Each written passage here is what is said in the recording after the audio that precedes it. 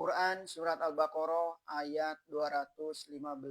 A'udzubillahi minasyaitonirrajim. Yas'alunaka madza yunfikuna qul ma anfaqtum min khairin falil walidaini wal aqrabina wal yatama wal masakini wa ibnis sabil wa ma taf'alu min khairin fa innallaha bihi alim. Mereka akan bertanya kepada engkau, apakah yang akan mereka belanjakan?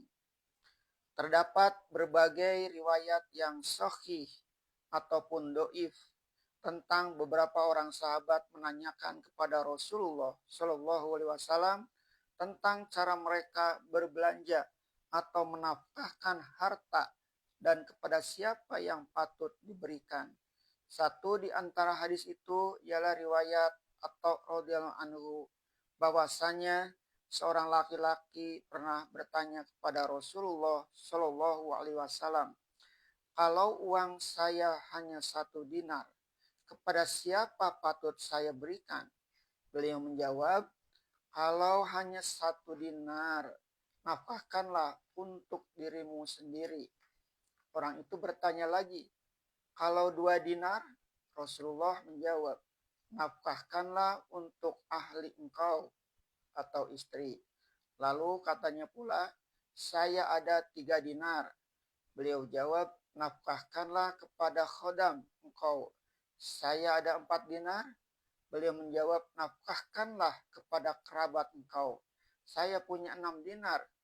Beliau jawab, nafkahkanlah untuk sabilillah. Kita salinkan secara bebas dari hadis yang dirawikan oleh Imam Ahmad dan An-Nasa'i dari Abu Hurairah. Di sini tegas bahwa bertambah banyak harta, bertambah luaslah yang patut dinafkahi. Dalam pertanyaan mereka menyebut apa yang akan kami nafkahkan, maka Tuhan menyuruh menjawab, katakanlah apa yang akan kamu belanjakan dari kebaikan.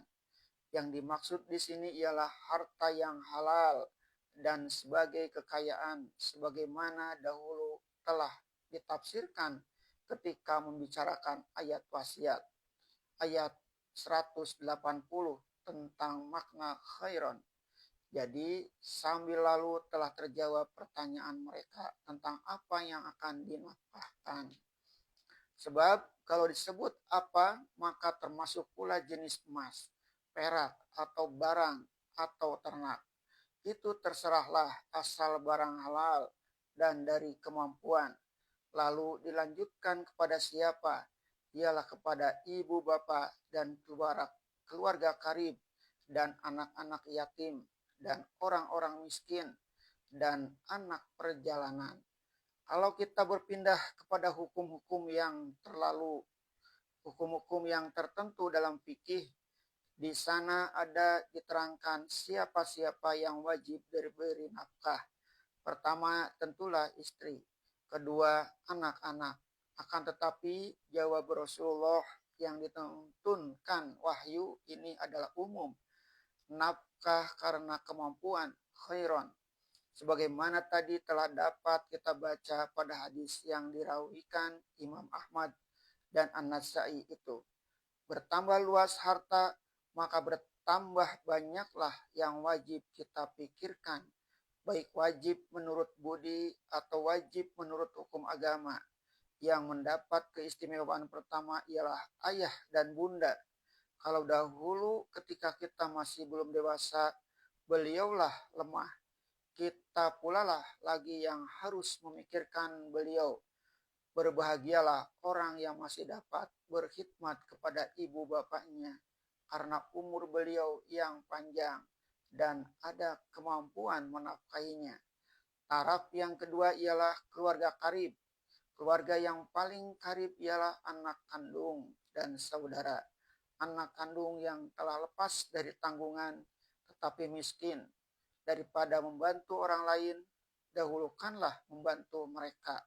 Setelah itu, anak yatim yang ketika menafsirkan ayat kebajikan ayat 177 telah juga kita ketahui selanjutnya. orang-orang miskin dan anak perjalanan.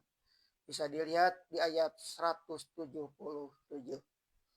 Dan apa saja yang kamu perbuat dari hal kebajikan, maka sungguhnya Allah adalah mengetahui. Bukan tidak ada hubungan di antara ayat ini dengan yang sebelumnya. Orang yang diberi Allah kemampuan tentu mengalami sendiri bahwa apabila besar hulu tentu besar pula muaranya. Meskipun tidak kita lupakan kesusahan atau kecelakaan atau keguncangan urusan luar. Kadang-kadang kita pula kurang kesukaran karena urusan dalam. Banyak saja urusan kekeluargaan yang harus diurus. Rezeki yang dapat hari ini kadang-kadang habis keluar hari ini juga karena besarnya tanggungan. Bagi mereka yang ditanggung, siapa pula lah yang diharapkannya kalau bukan anaknya atau ayahnya atau saudaranya yang mampu. Apatah lagi kalau fakir miskin telah tahu bahwa dia orang dermawan, tentu kepadanya lah mereka datang mengadukan hal.